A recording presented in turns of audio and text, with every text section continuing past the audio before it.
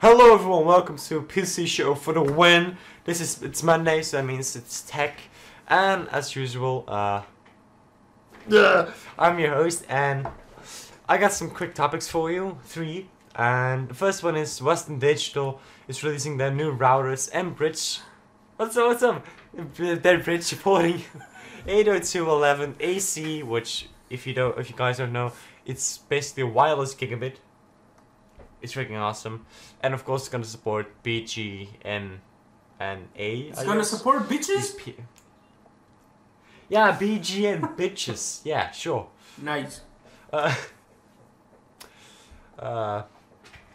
Shit. Microsoft releases their pre-release of Internet Explorer 10. Basically, it still sucks, but it's a bit faster than Internet Explorer 9. So, yeah. So if you wanna get the Microsoft and do them a favor and download the Internet Explorer, then you might wanna do that. Sony admits their phones are lacking the speed to compete with the current iPhone and Galaxy S3. So Sony said that they will announce a new flagship model in January on CES. I'm really looking forward to this. Sony getting back to the mobile phone market. It's gonna be freaking awesome. And then I think it's your turn. My turn. Well, as the Sony's coming back to the phone company, it's an interesting fact. It's something like Nokia. You heard of Nokia, right? Yeah, I've heard of Nokia. Yeah, well, when Nokia started getting out the fucking super phones out, like, if I'm not mistaken, they started getting out smartphones in 2004, if I'm not mistaken. They had the first Nokia, the fat ass like this. Jesus Christ, I remember in Spain, I can't remember what version of the Nokia was it. 5000 something. Leave it in the comments below if you know what Nokia I'm talking about. But I remember here in Spain, when it got out, for not with a company, not with contract, but prepaid, it was 500 euros the phone. That's as much as the PS3 on launch, basically. Yeah, but it was just a fucking phone. Yeah. Wow, it was incredible. Okay, my story of the day is Apple against the world. Fuck again. Now, I believe all you remember the incident Apple had with Samsung, that Apple sued Samsung for the fucking geometrical form of the phone. Like, seriously? What the fuck? It's a shape. We all can do the same fucking shit shape. Well, whatever. They lost. Well, technically they lost. They don't want to admit it, but yeah. And they were forced to make an apology letter on their webpage. But the only thing I could find, well, Nick showed it to me. By the way, his Nick, I'm Alex, GetKill22, Xandre, someone forgot again. I'm sorry. And Shane. yeah. Don't worry. But the only thing we could find was that Apple made on the UK page, on the bottom of the page, like a few sentences that it was like a version of when you say sorry, but you're still saying you're the best. Yeah, well, 3 to almost 4 lines, well, depending on what font you write it in. That was it. We're sorry, but we're still the best. Yeah. So now, they've gotten smarter.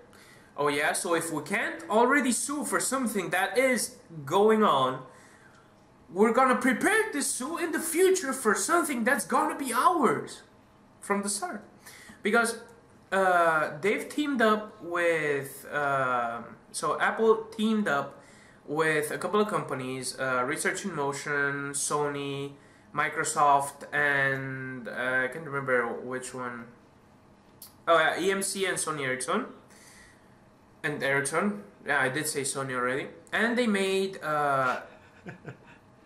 what was the name again? Rockstar Consortium.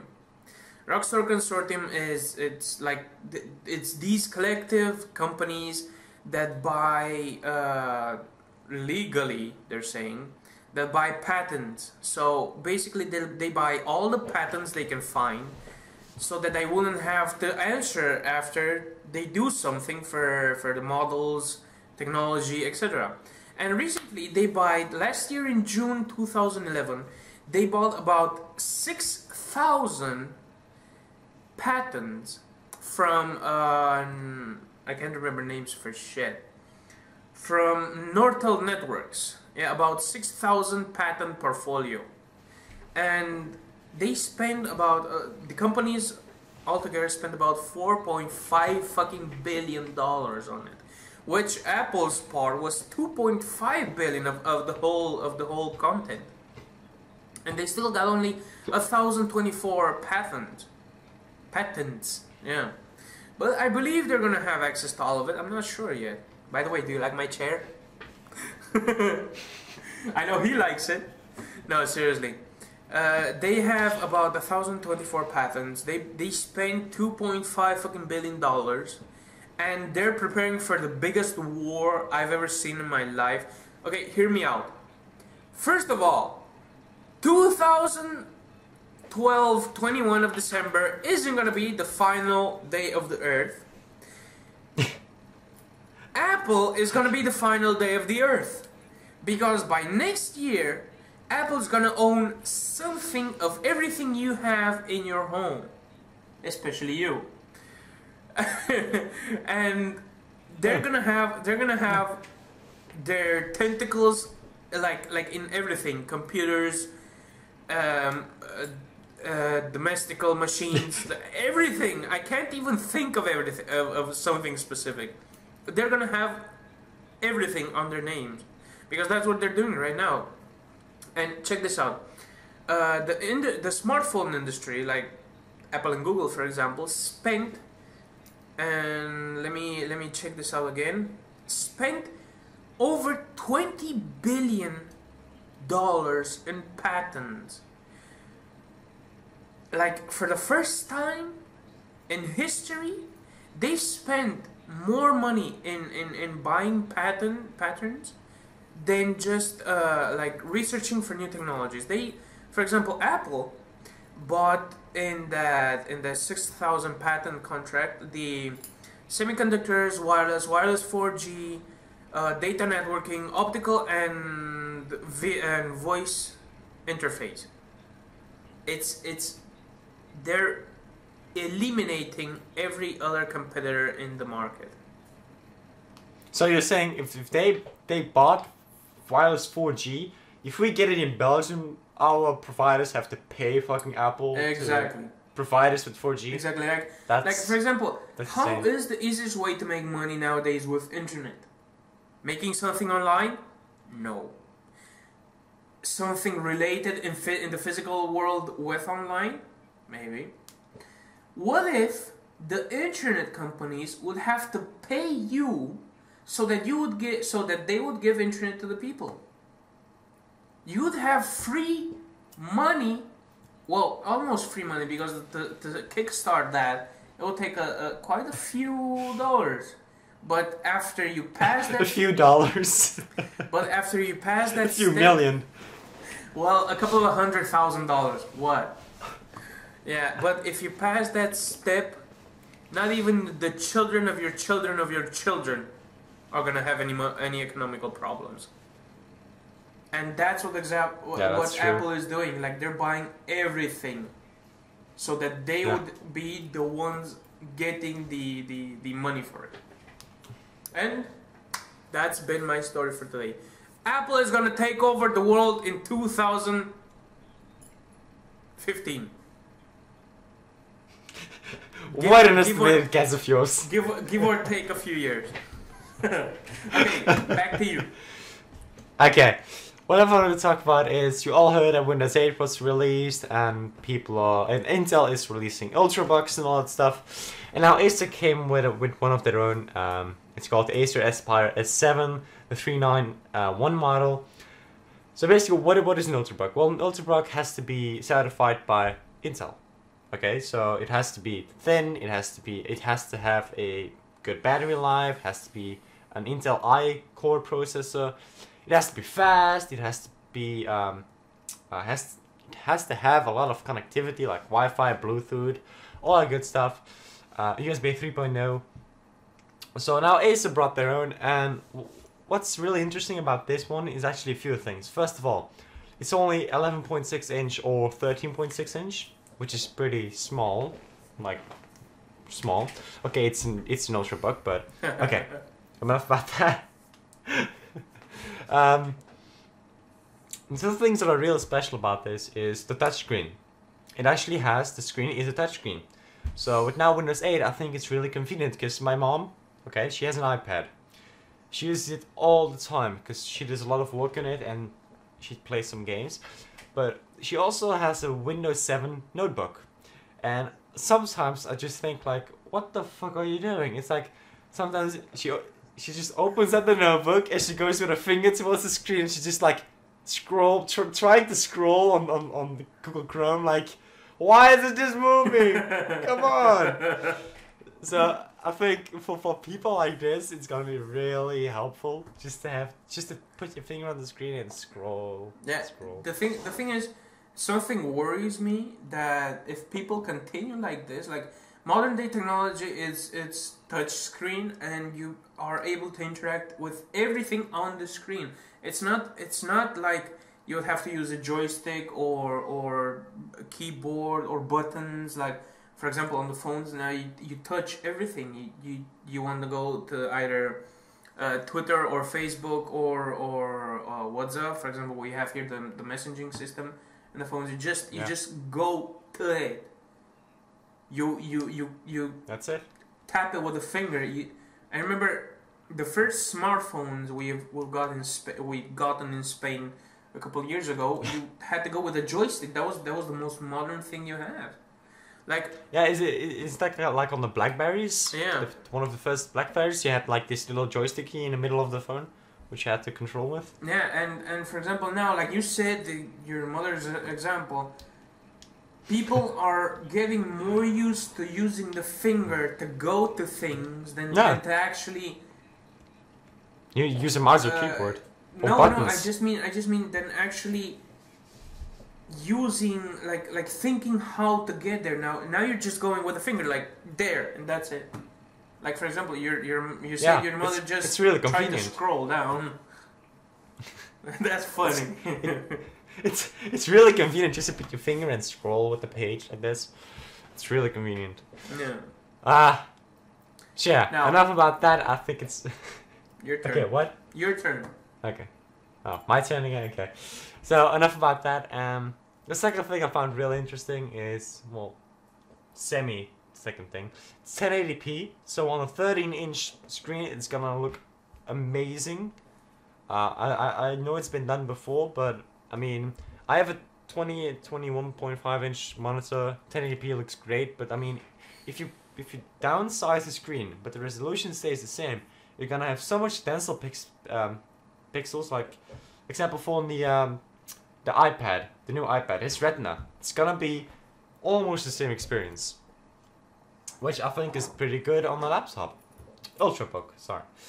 And okay, so the real second thing I find really interesting is you all know SSDs. They're freaking fast. They're amazing. Your computer boots up in like 15 seconds. Bam, it's done. And with this ultrabook, the Acer Aspire S7, they gone even beyond that.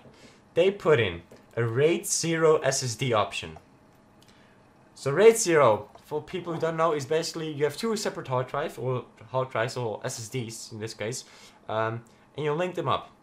And instead of writing on the one, and then if the one is full, you write on two. It's that they're melted together. They're separated in like, let's say 4K pieces. So if you want to write a movie, let's say, okay, it's 1 gig. It's gonna write the first 12 kilobytes to the hard drive 1. then the second 12 kilobytes to hard drive 2. And because they can use optimal speeds, they're gonna be twice as fast because you're writing on 2 hard drives at basically the same time. But now with hard drives it would be around 200 megabytes. With SSDs it's almost a gigabyte a second. A freaking gigabyte a second. I mean, even for a gamer enthusiast PC system, I don't know, it's amazing. If they can put this in an ultrabook, it's lightning fast. Just lightning fast. I know most people don't need it, but just to click on something and have it open instantly, for example Photoshop, it takes ages to load on a normal notebook. On this ultrabook it would take like boom and it's there. That's how fast it would be. Yeah, but like, to be honest, I don't really mind a few 2 or 3 seconds delay to open something. I'm just chill like that. But okay, yeah, on one side it would be fan-fucking-tastic, like click, oh, shit. But on the other hand, like, who would be in such a fucking hurry? Businessman. Ultrabooks are meant to be made or used by businessmen. If you're in a plane, you quickly want to do some document writing or something, I don't know. I mean, it's meant for businessmen. They need to get emails quick, they need to maybe not render videos that quick or open up Photoshop, but they need responsiveness. So, yeah, I think that's really neat. And on the website, they claim they have 12 hours of battery life, but if you go to like benchmark tests, it only goes up to 3. So I guess that's... No, but I mean, I guess that the 12 hours just means just sitting there doing nothing. Yeah, standby. And probably even the screen turned down or something, I don't know. But, yeah. That was basically my story. Oh yeah, did I mention it ran on an i3 processor? And it costs not sure. $1,399. Wow. So, yeah. Nice. And that was what I had to say about this topic. Nice, man. So, thank you. So, thank you all for watching. It's been a pleasure to be your host. Also to you, Alex. Thank you. Welcome for being here, and we'll see you I'm all. always here. Yeah. He's gonna fire me. Shh. He doesn't know yet. Okay. So I will all see you on Friday, where Alex will probably be the host. Of course, I'm the host. I'm the host on the Friday show. You're on the Monday show. Okay, you see, he's quite... Yeah, I don't know what I have to say it. Okay, so we'll see you all on Friday. Bye, y'all. Take care. Goodbye. By the way, subscribe to our channels and yeah. The link down here for me and for Alex, they're on his side of the screen. So yeah, hope you enjoy our content. See you next time. Okay. Bye, y'all.